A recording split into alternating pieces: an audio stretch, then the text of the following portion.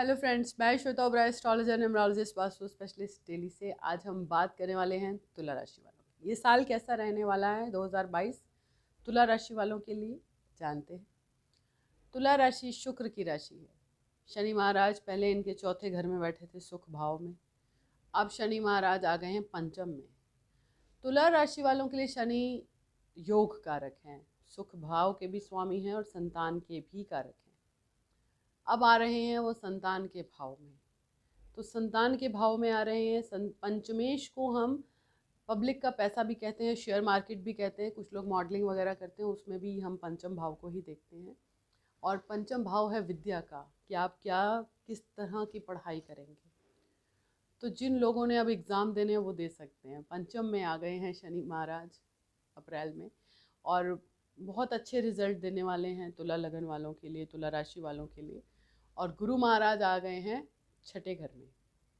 यहाँ पर third house के लॉर्ड हैं, और थर्ड से और सिक्स हाउस के ही हैं, तो सिक्स हाउस में आए हैं। तो कहीं ना कहीं अगर कोई कोर्ट केसेस चल रहे हैं तो वो आपसी सेटलमेंट से सॉल्व हो जाएंगे।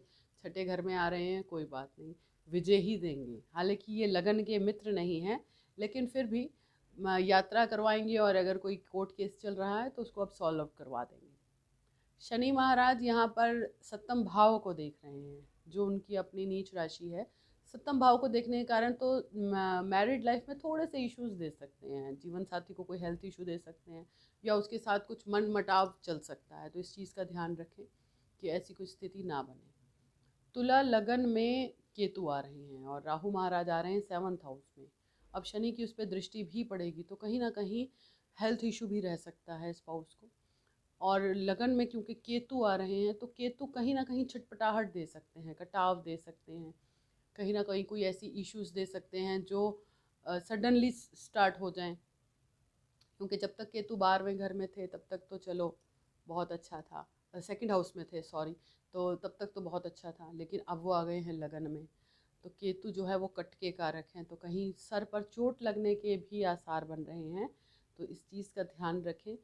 कहीं भी आप जा रहे हैं तो सर का बचा के रखें, ताकि सर पर चोट ना लगे। क्योंकि जब केतु लगन में बैठते हैं या लगन में गोचर करते हैं तो सर पर चोट लगने का एक अंदेशा रहता है कि, और वो उसको अगर मंगल देख भी ले तो फिर चोट ज़्यादा हो सकती है। तो कोशिश करें इस समय में अपना सर बचा कर चलें।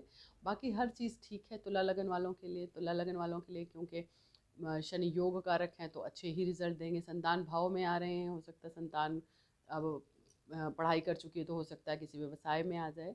तो ये समय आपके लिए उपयुक्त है। कोई भी नया काम आप करना चाहें तो आप कर सकते हैं। अब हम बात करते हैं वृश्चिक राशि वालों के लिए। वृश्चिक राशि वालों के लिए लगन में केतु आ रहे थे, चल रहे थे, जो कि अब 12वें घर में चले गए हैं, तो ये थोड़ा सा रिलीफ रहा। शुक्र राहु बैठे थे सेवन्थ हाउस में, वो अब छठे घर में चले गए, तो ये भी कुछ बेटर है। सुख भाव में अब शनि महाराज आ गए हैं। शनि महाराज पहले पराक्रम भाव में थे, तो यात्राएं रही होंगी, लेकिन अब चौथे घर में आ गए हैं। तो चौथा घर माँ का है, चौथा घर सुख का है, समृद्धि का है, आपके घर का है, आपके वाहन का है। तो अब शनि महाराज आ रहे हैं, तो इसमें वृद्धि कर सकते हैं। और गुरु महाराज पंचमेश ही हैं और पंचम भाव में ही बैठे हैं।